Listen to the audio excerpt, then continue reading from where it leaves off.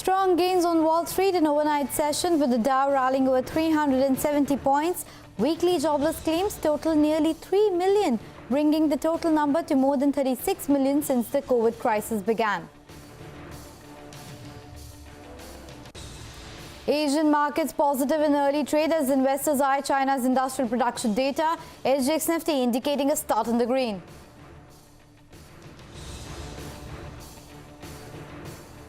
Oil prices rise almost 9% overnight after the International Energy Agency forecasts lower global stockpiles in the second half of 2020.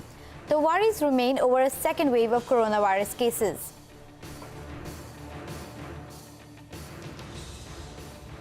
Free food grain supply to all migrants for the next 2 months. Finance Minister Nirmala Sitharaman announces measures to provide relief to migrant workers, assuring more jobs under Manrega to those returning home. Centre also decides to distribute free food grains to those who do not hold ration cards issued by the state they are in for the next 2 months. Good morning, hello and welcome to Power Breakfast in the Mumbai News Centre. I'm Anisha Jain. First up, let's take a look at how the Asian markets are reacting. Remember, the close from the Wall Street was very volatile. The markets were down 450 points at one point of time, and the Dow Jones managed to recover and ended in the green with a gain of around 300 points, and that is something that is working out for the Asian markets as well. Shanghai, as we speak, is trading with a gain of 0.25%. Hang Seng is just toying around the flat line, and Nikkei as well was trading in the green earlier, has now moved into the red and is trading around the flat line. Remember, as far as the Asian market is concerned, we are waiting by to get the Chinese economic data. Remember, the industrial production data for the month of April will be out, and after that big rebound that we saw in the month of March, expectations are that it is going to be a good number coming in from China as far as the month of April is concerned as well. All of this means that SGX Nifty is also suggesting a green tick. Perhaps we'll start up with a gain of around 30 to 40 points.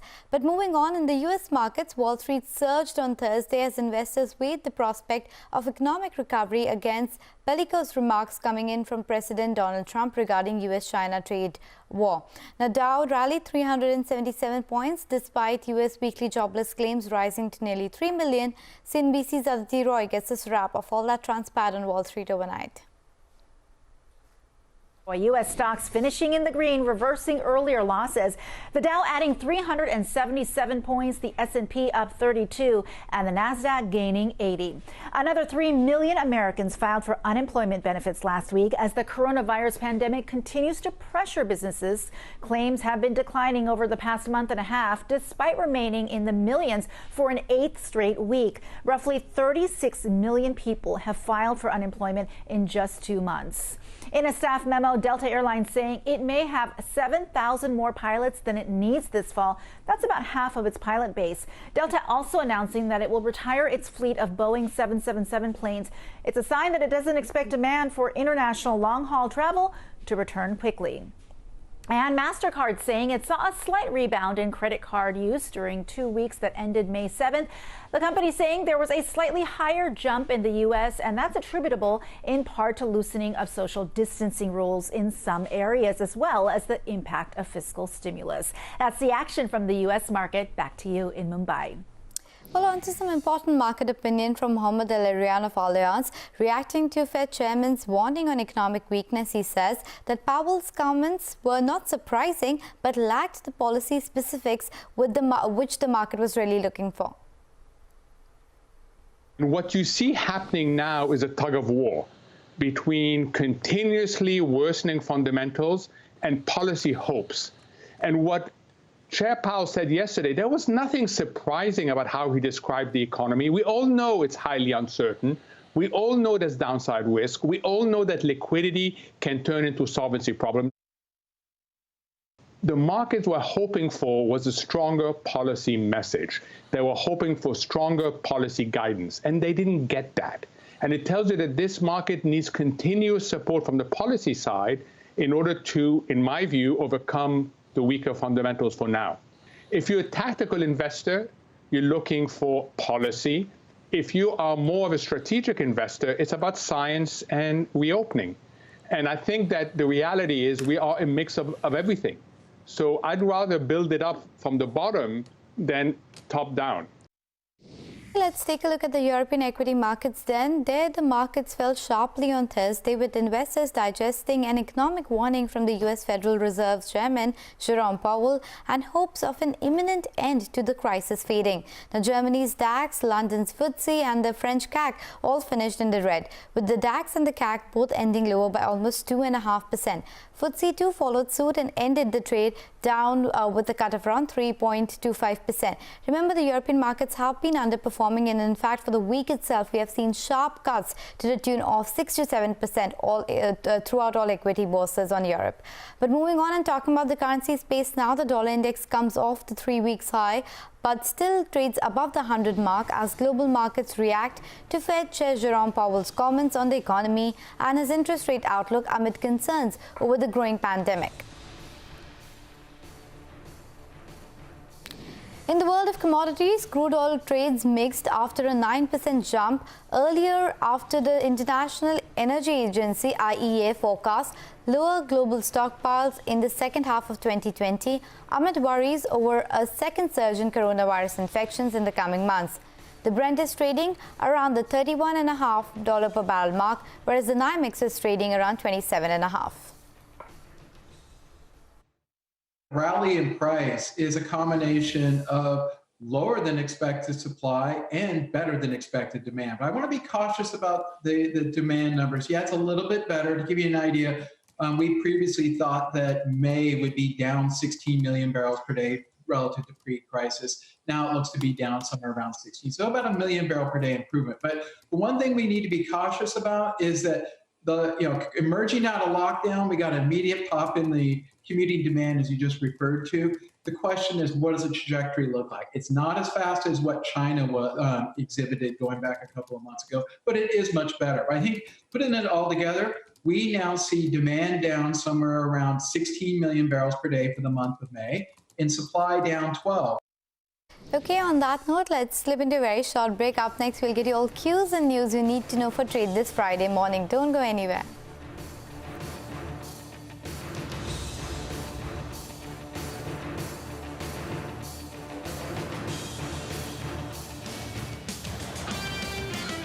Come by. There's also weakness in global markets that we saw over the last couple of trading sessions. And yesterday, the last hour was accelerated by declines in heavyweights like Reliance, HDFC Twins, Infosys, and ICICI Bank. Perhaps an element of the weekly options expiry as well. But the SGX Nifty, like you said, indicates a positive start. And the key trigger for stability then would be stability in global markets. Yesterday, the CBOE VIX came down by about 7-8%. And industrial reforms of all the reforms that have been announced by the finance minister still remain to be announced. So that is something that will, keep the markets at least hopeful of something coming by. Cash market flows yesterday from the FIIs not particularly good. 2,000 crore worth sale came there. Not just that, in index futures as well, 1,300 crore worth selling, and in stock futures close around 700 crores worth selling. At the start of the series, the FIIs was 64% long. Now they're just 31% long. If the market stays stable, then perhaps there is some short covering in order, but maybe we'll watch out for important levels to be crossed to keep an eye out on that. Currently, the SGX Nifty indicates that the start could be slightly under the 20-day moving average of 92.71. We'll watch out for that. Were we to fall, the series low of 9,044 comes into picture. Once we cross the 20-day moving average, there is a fair amount of resistance between the 50-day moving average and the series high of 95.85. So Mangalam, that was the macro picture, but in terms of the micro cues, what are the stocks you're watching out for? I'm sure a lot of result reactions on your plate. A handful of result reactions, Anisha. We start with BIOCON. The total revenue is up 6%. The operational revenue is just about 3.5%. EBITDA declined. The company faced operational challenges due to COVID in their biologics business, which declined by about 21%. And they believe that this will recover in the first quarter and normalize in the second quarter. So let's see how the street takes that. Manappuram, the stock has been on a tear over the last 1 year, and the results indicate that the momentum continues. The NIMs are at a 9-quarter high. The assets under management also grew by around 30%, and the net profits grew by 43%. Tata Consumer, good numbers coming in, especially if you take into account the food business merger. So 35% revenue growth. 29% has come in on account of the foods business merger, and the remaining 6% has come in from their organic business. IEX, good numbers out there as well, 31% volume growth, net profit 21%. Unichem Lab, they've received an establishment inspection report for their Roha API facility in Roha. Future Retails, there's yet another downgrade, and IRCON has signed an MOU with a Russian railways company. Let's see how that pans out. Okay, Mangalam, thank you so much for all of that. We'll let you go on that note. But remember, the big cue that we are watching out overnight is the fact that Finance Minister Nirmala Sitharaman has unveiled the second tranche of the measures under the economic package announced by the Prime Minister Narendra Modi. Now, steps announced focus on migrant workers with a plan to provide more jobs to them under the Manrega scheme. The government has also decided to distribute free food grains to migrant workers who do not hold ration cards issued by the state they are in for the next 2 months. Now, in order to support the street vendors, the centre plans to launch a 5,000 crore rupees credit facility within a month itself. We have already generated 14.62 crore man days or person days of work generated up to 13th May, which is actually 40 to 50% more persons who have got enrolled compared to last May. So work offered is now to 2.33 crore wage seekers. I think the data is of yesterday, in about 1.87 lakh gram panchayats. The lowest rung of middle class, who are up to 6 to 18 lakhs only annual income. For them, there is a credit-linked subsidy scheme which was introduced by Government of India in May 2017. This was operationalized from 17, but it was extended only up to 31st March 2020. This scheme benefits a lot of people who want to have simple, affordable houses. So this scheme, which is credit-linked subsidy scheme, is being extended up to March 2021. Okay, so that was the Finance Minister, but we also got a chance to speak with the MSME Minister Nitin Gadkari. Now, he says that the sector has got more than what they expected, and he also said that government agencies are yet to clear dues of MSMEs amounting to over rupees 5 lakh crore. Take a look at that. The package declared by the Prime Minister and the Finance Minister, it's really a booster dose for the MSME, and I am confident that this is going to affect really very powerful effect it will give to MSME, and it is going to be increase the productivity. At the same time, it can generate more export and creating more employment potential, and the benefit will get to 45 lakhs MSMEs. The pending amount is now with the central government, state government, departments, and public undertaking, government public taking undertaking, and at the same time some major industries. But in my meeting with all the major industries, CII, FICCI, everywhere, I request them that anyhow immediately you resolve this issue and clear the fund. But now related with government, there was a problem. So it's not exactly the data is available, but it is absolutely coming from state and major industry, government and other thing. It will be more than 5 lakh crore. Central government has taken a decision that whatever the pendency with the central government and central government undertaking, at any cost they have to give within 45 days. Welcome back. Well, let's shift focus to some earnings now. BIOCON numbers missed street expectations and posted a weak second quarter gone by, mainly on account of the decline in the biologics business. Ekta Batra is joining us with the key highlights. Hi, Ekta. Good morning. Hi, Anisha. Morning. Well, like you mentioned, it was a weak set of numbers which came in for BIOCON. But let's see how the stock will react and whether there will be any sort of recovery, because they have mentioned clearly that there was a COVID-19 impact which took place on their biologics segment, which is basically the biosimilar segment, where they had the biologics segment itself decline around 21%. They've said that they expected to probably recover Q1 to Q2 onwards and basically get back to normalization of operations Q2 onwards. So revenue was up around 3.4%, margins at 20%, and the profit was down 42% for them.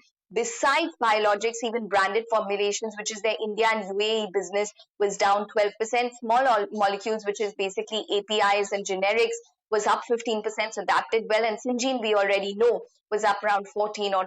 Separately, two important updates. They expect the launch of their biosimilar insulin Glargine in mid to 2020 in the US. And separately, they are also winding up their JV in the UAE because their JV partners come under investigation for governance issues. So that'll be an important update to watch for. Okay, so that was about BIOCON, Ekta, but Cipla will also be reporting its Q4 numbers today. What should we expect there? Well, for Cipla this quarter, we are expecting a subdued quarter. So revenue down around 4%, margins at 17.6 versus 22%, and a profit of around 366.7 crores, absolutely flat. Now, the numbers are expected to be subdued on multiple accounts. So, for example, a high base revenue in Q4 was up around 19%. And margins were at around 21% with EBITDA up 72%.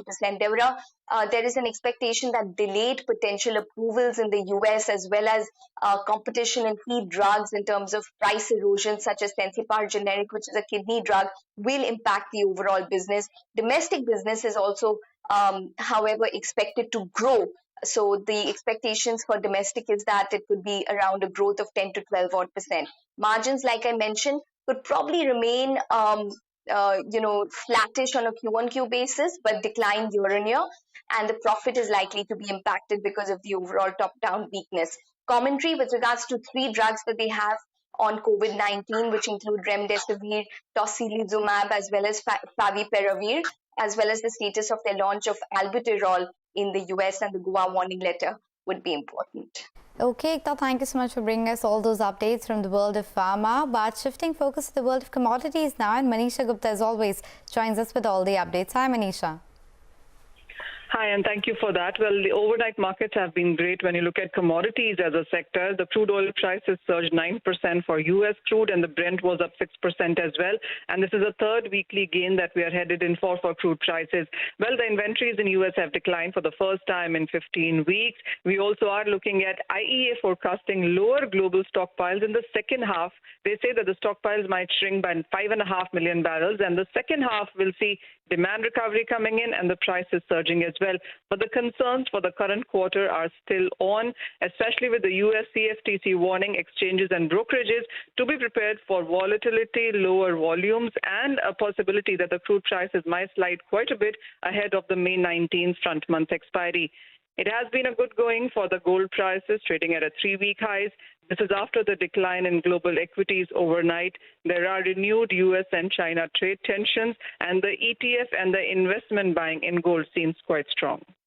Okay, Manisha, thank you so much for that. So mixed cues coming in from the world of commodities and mixed cues coming in from Asia and the global markets as well. But how does the cue look like from the derivative space? Manglam will tell us all of that.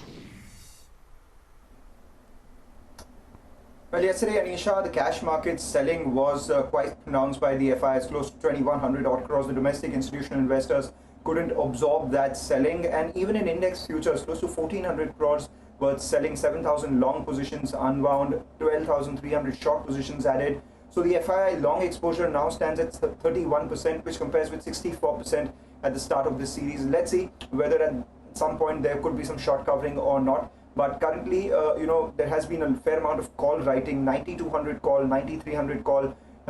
Both of them have been fairly active, so that's telling you there are hurdles on the way up. The Nifty looks like it's in a bit of a range from 9,000 to 9,585. A whole lot of data points come up for you on your screen. But stock futures, that's something that I'm watching out for. 700 crore worth sale by the FIs out there. BHEL is one stock which entered FNO yesterday, FNO ban yesterday, and is now out of it. Fresh shorts added on Mindtree, some long positions unwound on Infosys.